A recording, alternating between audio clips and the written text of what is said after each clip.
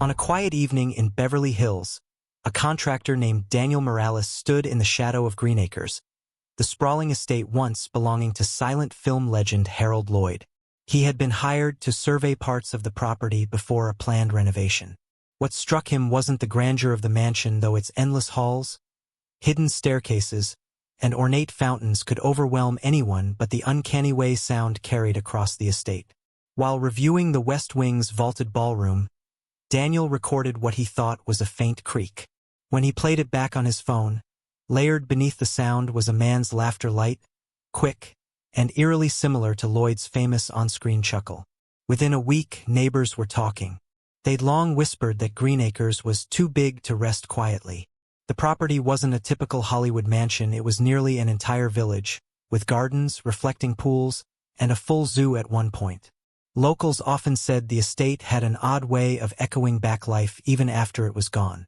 A couple living across the canyon reported lights glowing in rooms that hadn't had working electricity for years. Others spoke of shadow movement along the upper balconies, as if someone were pacing, rehearsing steps over and over. Investigators who came to test the site found more practical explanations: aging wiring, structural settling, the strange acoustics of dome ceilings. Yet the evidence didn't dismiss itself so easily. In one instance, an engineer left a tripod camera running overnight in the central courtyard. In the early morning footage, a cluster of the garden lights flicked on simultaneously despite being disconnected. The oddest part wasn't the illumination, but the way the camera picked up a faint figure stepping into frame, then vanishing when the lens auto-adjusted. No one could prove it was a person. Some argued it was light bleed. Others weren't so sure. The most compelling detail came from a gardener who'd worked there for decades. He swore that each spring, around the anniversary of Lloyd's most famous film premiere, certain parts of the garden seemed unusually warm, as if spotlights were trained there. He once stood on the old marble staircase and said he felt, unmistakably, the rush of air beside him, like someone sprinting past, just as Harold Lloyd had done in his death-defying stunts. What made Greenacres unsettling wasn't a single event but the accumulation of small, verifiable anomalies. Recordings, lights, footsteps without sources. Logical tests offered partial answers, but not enough to quiet the sense that something remained. Even the current caretakers admitted that sometimes, when walking through the cavernous halls late at night, they heard the faint scrape of shoes followed by a soft laugh, never close, but always just around the corner. The first time Daniel truly felt unsettled inside Greenacres was not during one of his evening surveys, but in the quiet mid-afternoon when sunlight cut through the long arched windows of the ballroom. He had been taking measurements, sketching out the angles of the vaulted ceiling, when the vastness of the space seemed to close in on him. The air was unusually still, so much so that he could hear the faint tick of his own wristwatch. It was only when he shifted his clipboard that the silence cracked an echo, far too sharp for the small noise he had made, rolled back across the room. It was as though another clipboard had been dropped in reply, mimicking him only a fraction of a second late. He froze, glanced around, and saw only his own reflection warped in the aged glass of the ballroom doors. That night, he brought it up with Mr. Caldwell, the estate's caretaker who had overseen the grounds since the late 80s. Caldwell was not a man prone to exaggeration. His manner was clipped and practical, his voice gravelly from years of cigarettes. But when Daniel mentioned the delayed echo, the old caretaker gave him a look that was half warning, half resignation. "Sound travels in strange ways here," he said. The house was built with performance in mind. Every corner was designed to play back applause, music, voices. Lloyd wanted to hear the crowd even when there wasn't one. It was true Harold Lloyd had been a perfectionist, a master of staging not just for the camera but for the atmosphere around him. Greenacres wasn't simply a home, it was a monument to theatricality. Hallways curved unexpectedly, creating vantage points and hidden sight lines. Staircases seemed to climb higher than necessary before folding back in on themselves. Rooms were shaped for acoustics rather than comfort. Standing inside, you never quite felt alone, because the walls seemed to breathe sound back at you. Caldwell insisted that was all Daniel had experienced. Acoustics, nothing more. But the unease grew. A week later, While cataloging furniture left behind in the old library, Daniel left his phone recording by accident, its microphone capturing the rustle of pages as he leafed through dusty ledgers. Later that evening, at home, he played it back. Beneath the shuffling, there was a distinct series of clicks, metallic and fast, like the winding of a film reel. He replayed it several times, trying to pin down the source. He hadn't been near any equipment. The house no longer held projectors, and yet, the sound was unmistakable, spinning reels, whirring to life as though an old silent film were being queued up. When Daniel mentioned this to the neighbors across the canyon, a retired couple who had lived in their Spanish-style home since the 1970s, they nodded knowingly. The wife leaned forward and told him they often heard what she called the rehearsals. On certain evenings, when the wind carried just right, she swore she could make out the rhythm of shoes against marble, timed perfectly, like choreography. Not walking, she explained, but moving fast, deliberate, like someone setting up a scene. Her husband added that twice. He had seen shadows pass across the ballroom windows when the house was supposedly empty. Encouraged by their accounts, Daniel returned with a more skeptical mindset. He wanted to prove to himself it was nothing more than quirks of architecture and imagination. He borrowed a sound engineer's parabolic microphone and set it up in the gardens, directing it at the central balcony where the movement was most often reported. For nearly an hour, he recorded nothing more than birds and the distant hum of Beverly Hills traffic. Then, abruptly, there was the faint scuff of shoes, rapid, paired with the shallow intake of breath as though someone were bracing themselves before a leap. Daniel rushed inside, retracing the noise to the balcony, but found nothing. The microphone, however, had caught it clearly. The buildup of movement, the sharp intake, and then silence, as if a stunt had been frozen mid-air. Caldwell dismissed the evidence with a shrug, saying, "You're hearing what you expect to hear." But Daniel wasn't so sure anymore. The recordings, the neighbors' testimonies, the inexplicable lights that flickered in the courtyards individually, they could be explained away. Together, they began to form a pattern, one that leaned heavily into Harold Lloyd's identity. The house did not echo random noises. It echoed stunts, performances, rehearsals, applause acts that defined Lloyd's life. The strangest experience yet came late one night, when Daniel, unable to sleep, decided to walk the long gallery hall lined with empty pedestals. The space had once displayed Lloyd's vast collection of movie memorabilia, but most had been sold or stored away decades ago.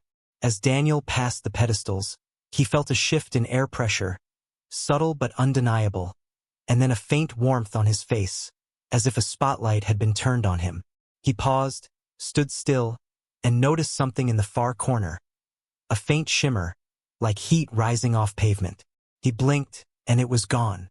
Yet for those brief seconds, he swore he could hear the distant hum of an audience, the kind of low murmur that always precedes a show. Daniel began keeping a journal of every occurrence, recording times, conditions, and sensations. What worried him most wasn't the possibility of the supernatural, but how meticulously the events reflected a performance routine. It was as if the house itself was stuck in rehearsal, repeating old cues with no actors left to perform them. The evidence was subtle, believable, and cumulative.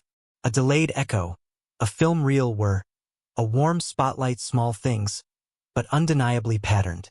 And while Daniel told himself he was documenting all this for future reports, he couldn't shake the sense that the house had noticed him back, that Greenacres, in all its sprawling, eccentric design, had finally found an audience again, and wasn't about to let go. Don't forget to subscribe and like if you liked this story.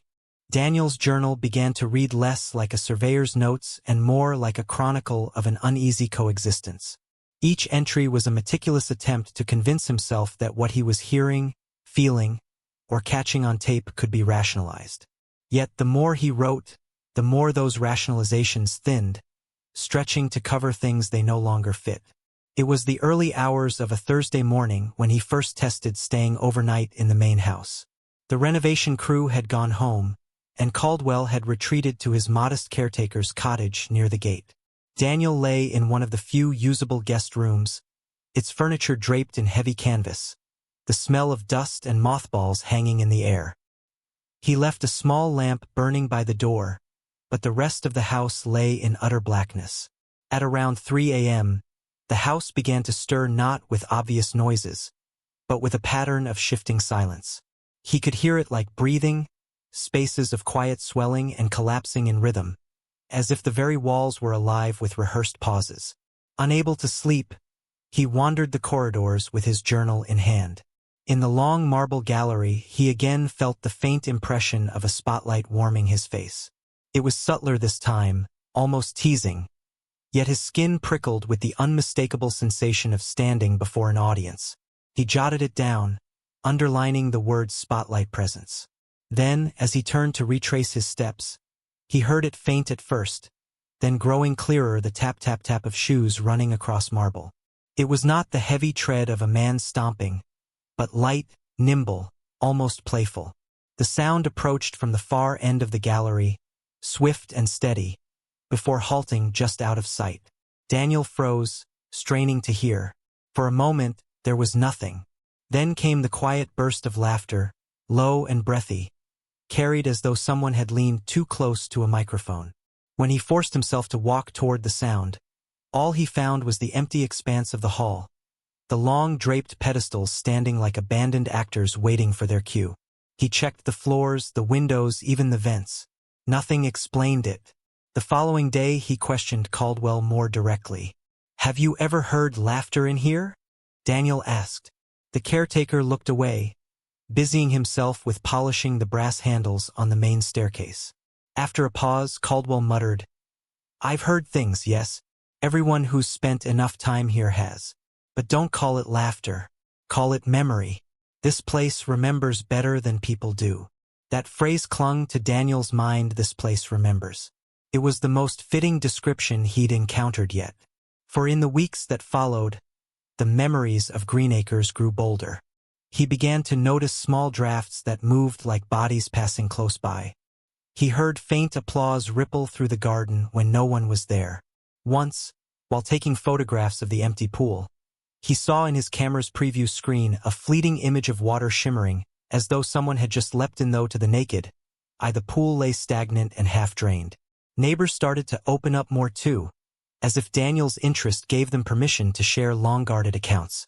A man who had worked construction on the estate in the late 90s described hearing what he swore was film direction. A voice calling out phrases like, "Ready on 3," or "Hold it steady," though no one was visible. An elderly woman remembered seeing the ballroom's chandeliers blaze to life during a blackout that had swept the entire neighborhood.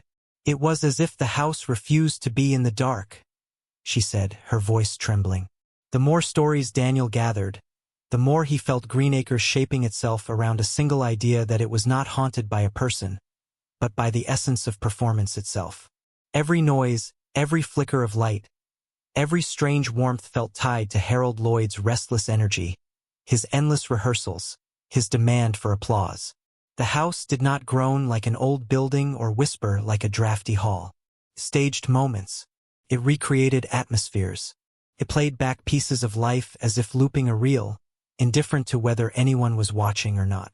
One evening, Daniel brought in a colleague, a young architect named Lillian, who prided herself on skepticism.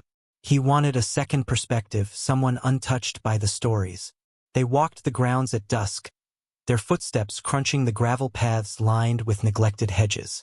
As they reached the courtyard, the garden lamps flickered, first one, then 3, then a full ring of them glowing at once, even though the electrical lines had been dead for years.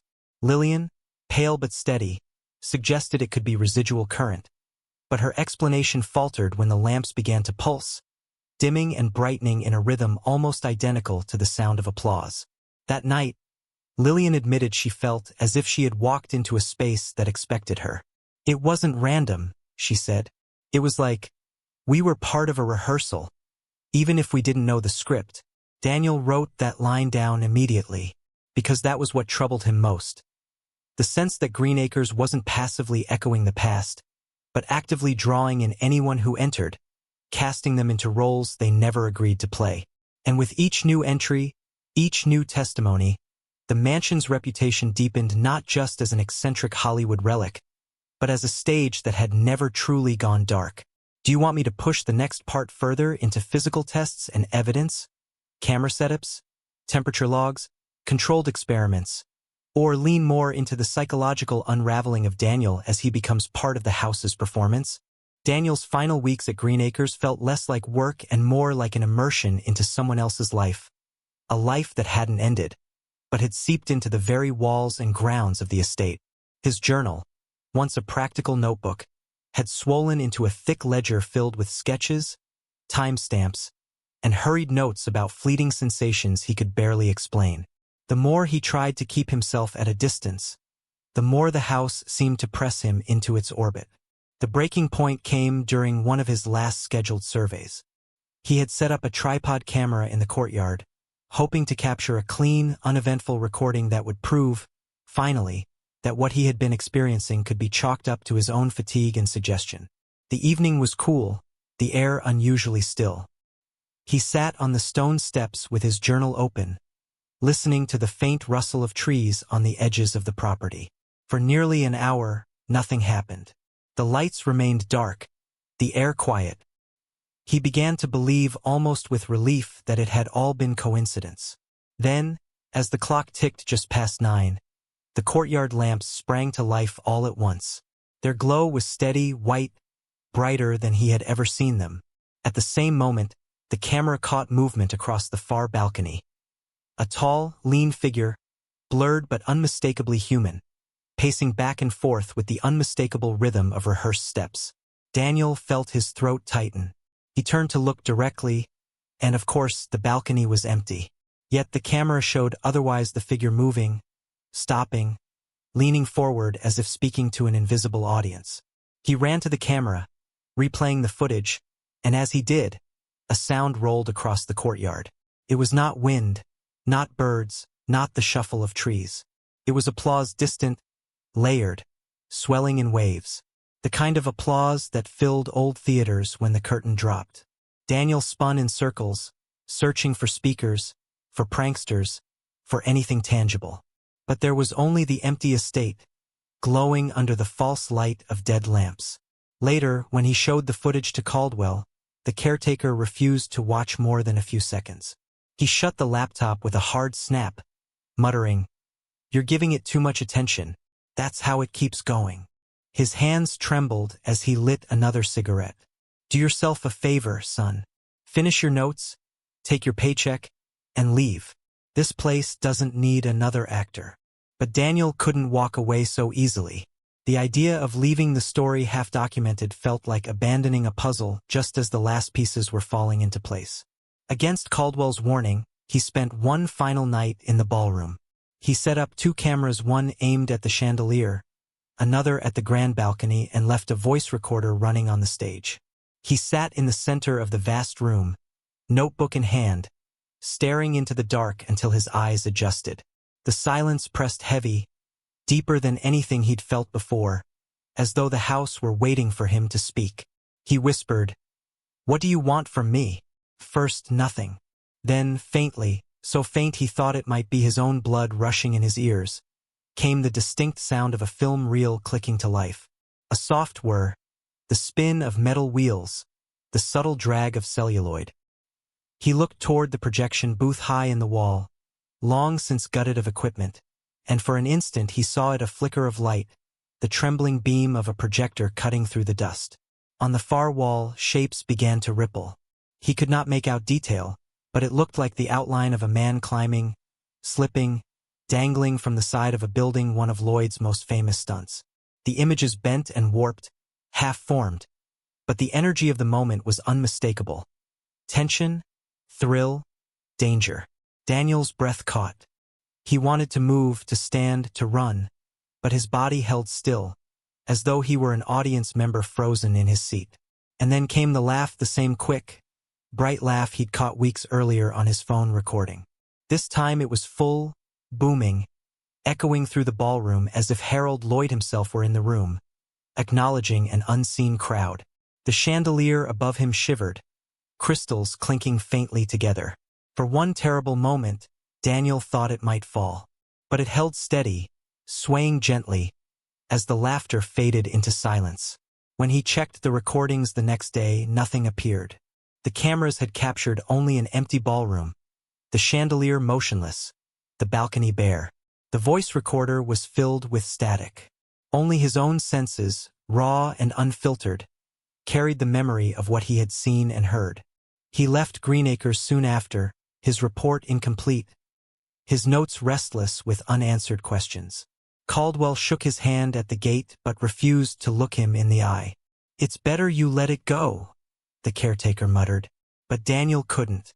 Even after he returned home, he found himself waking in the night to phantom applause, to echoes of laughter that seemed to follow him out of the estate.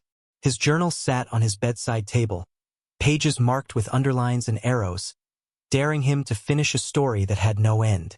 And in Beverly Hills, Greenacres remained, its halls still cavernous, its gardens still restless, its air forever tuned to the rhythm of rehearsals. To anyone who dared to enter, the mansion would continue as it always had, a stage with no curtain call, waiting for its next audience. Don't forget to subscribe and like if you liked this story.